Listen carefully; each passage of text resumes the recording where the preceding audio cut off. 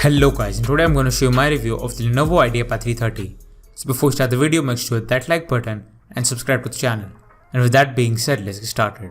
The Lenovo Ideapad 330 is yet again another budget laptop offering from Lenovo in their Ideapad lineup, and this time the focus is on having a better looking and better built laptop.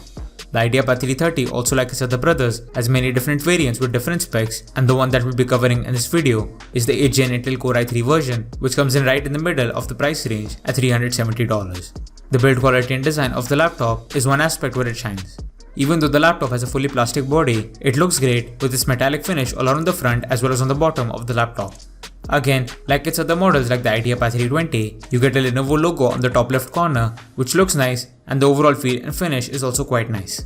The surface is quite fingerprint resistant, and the coating itself should hold up quite well for scratches and other scuffs as well.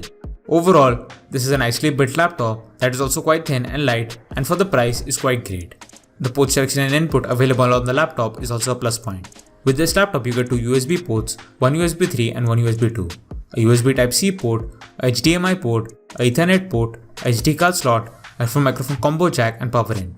All in all, the port selection is good enough, but the only slight negative in my opinion is that all the ports are cramped together, making that side feel quite cluttered. The keyboard and trackpad on this are also both above average. The keyboards on Lenovo devices have usually always been quite good, and this time it is also no exception. The keys feel tactile and the travel is decent as well.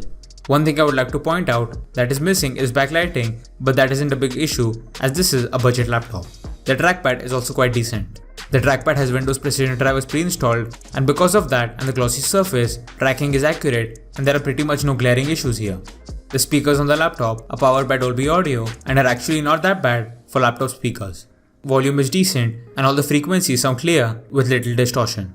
The jack for the headphones is also pretty great and gives out good quality from all headphones. The display on the laptop is easily its biggest weakness in my opinion, even though it's not all that bad for a laptop at this price. It has a 15.6 inch 768p LED panel that has decent looking colors and contrast, poor viewing angles and sharpness that you would expect out of a HD panel. Overall, it should be good for media consumption and work. The performance on the laptop is actually pretty solid for the price. Its specs include the Intel Core i3 8130U processor, 8GB of RAM, a 1TB hard drive, integrated Intel UHD 620 graphics, and Windows 10. With these specs, normal day-to-day work is doable quite easily and it does run pretty smooth overall. Gaming and editing are both not doable to a large extent, however, you are still able to play some lower end titles and do some lightweight editing on this as well. Still, for the price, these specs and the performance offered is great. Thermals on the laptop are also pretty good. The laptop doesn't get very warm and loud in normal usage, and even with higher end work, the laptop stays cool and quiet. Battery life however is very poor even for the price. You can make the laptop last up to 3 to 4 hours on a single charge, which is quite bad and makes the laptop much worse in my opinion.